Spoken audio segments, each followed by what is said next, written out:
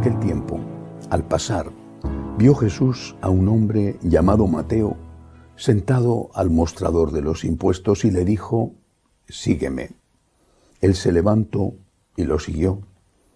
Estando en la casa, sentado a la mesa, muchos publicanos y pecadores que habían acudido se sentaban con Jesús y sus discípulos. Los fariseos, al verlo, preguntaron a los discípulos: «¿Cómo es que vuestro maestro come con publicanos y pecadores?». Jesús lo oyó y dijo: «No tienen necesidad de médico los sanos, sino los enfermos. Andad, aprended lo que significa misericordia quiero y no sacrificio, que no he venido a llamar a justos, sino a pecadores». Palabra del Señor. Gloria a ti, Señor Jesús. Hoy celebramos la fiesta de un evangelista, San Mateo, un evangelista que, como el resto de los apóstoles, entregó su vida por Cristo y murió mártir. Cuando recordamos a un evangelista, hay que distinguir entre su vida personal y su trabajo. Comencemos por el trabajo, su misión como evangelista. San Mateo, posiblemente, porque los biblistas difícilmente se pondrán de acuerdo en casi nada, pues San Mateo posiblemente es el primer autor del evangelista, aunque, ya digo, los biblistas hablan de tantas teorías, la fuente Q, en fin, otras cosas. El primer evangelista, el primero que empezó a poner por escrito aquello que él había visto, aquello que él había oído, aquello de lo que él había sido testigo, pero también aquello que había él mismo recibido y que seguramente estaba circulando ya como pequeños grupos de parábolas, de anécdotas, de hechos de Jesús que se transmitían por vía oral. Con rigor, con seriedad, con honestidad, empezó a poner eso por escrito. San Mateo escribe para una comunidad preferentemente judía, seguramente casi todos ellos de origen judío cristianos, y por eso da mucha importancia a enlazar a Jesucristo con el Antiguo Testamento y con las antiguas profecías. Cuando nos acercamos a un evangelio, el que sea, en este caso el de San Mateo, debemos hacerlo con la misma seriedad, honestidad, con el mismo amor y la misma reverencia que cuando nos acercamos a algo sagrado, porque es la palabra del Señor. Ese evangelio nos transmite a Cristo.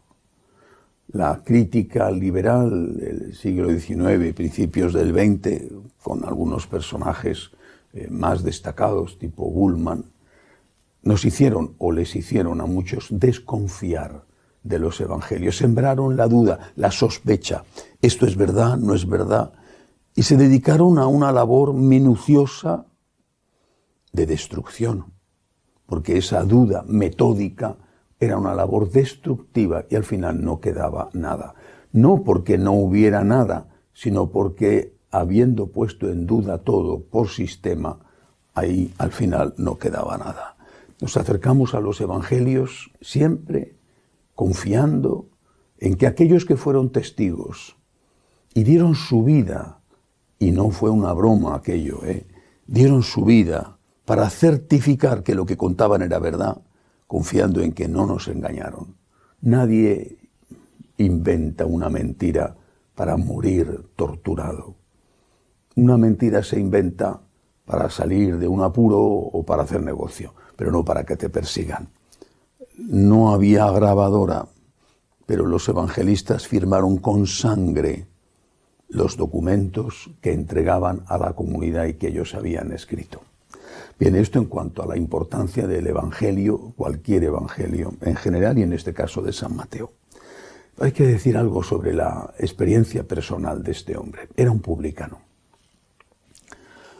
Un publicano, ¿cómo podíamos compararlo? Pienso en un país invadido que tiene algunas personas de ese país que colaboran con el invasor, ¿no? Los colaboracionistas tan despreciados, no sé si también tan útiles, pero desde luego tan despreciados. por ejemplo, en la Francia de Vichy, después de la Segunda Guerra Mundial. Bueno, un colaboracionista con los romanos, una persona despreciada por el resto del pueblo, que además de colaborar con los romanos, o precisamente su colaboración con los romanos era cobrar impuestos.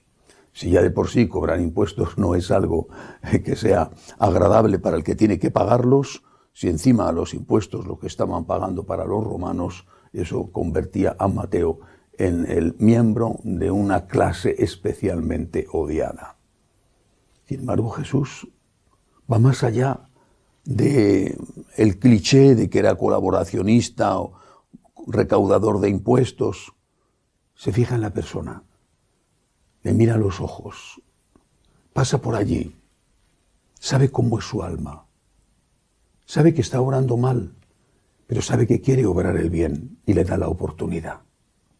Es Cristo que pasa a tu lado que no eres perfecto, a tu lado que quizá no logras salir del bache de tus pecados. Es Cristo que pasa a tu lado y te dice lo mismo que le dijo a Mateo: sígueme, sígueme. Él es el Señor de la misericordia y te dice: sígueme, vente conmigo. Él ha venido a salvar lo que estaba perdido. Seguramente allí había otros también pecadores, pero no eran conscientes de que lo eran. Estos fariseos que criticaban a Jesús, por ejemplo.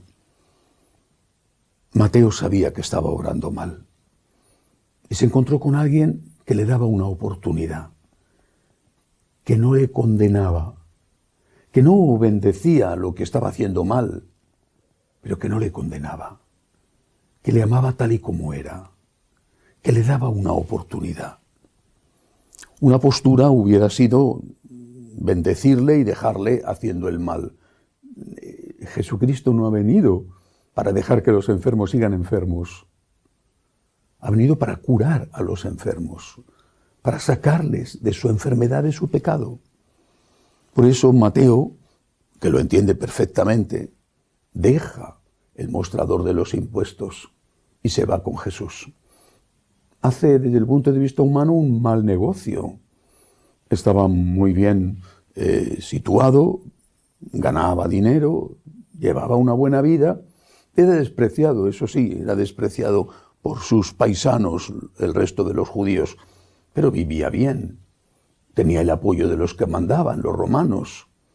Es decir, de alguna manera estaba bien situado. A partir de aquel momento dejó ese trabajo, compartió lo que tenía, devolvió lo robado, siguió a Jesús y se encontró, quizá durante un tiempo, con el aplauso de algunos que aplaudían a Cristo y aplaudían a él porque ahora era apóstol. Pero luego vino la persecución. Cuando mataron a Cristo, fueron contra ellos y los fueron cazando uno a uno hasta que murió el último de ellos. Por eso, el Señor nos llama a salir del pecado, pero no a llevar una vida fácil. Nos llama a encontrar la paz, pero no a encontrarla a base de no querer problemas.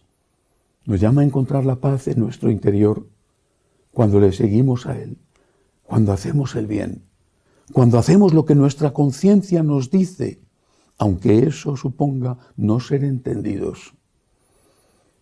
San Mateo no era entendido, pero porque estaba yendo en contra de su conciencia.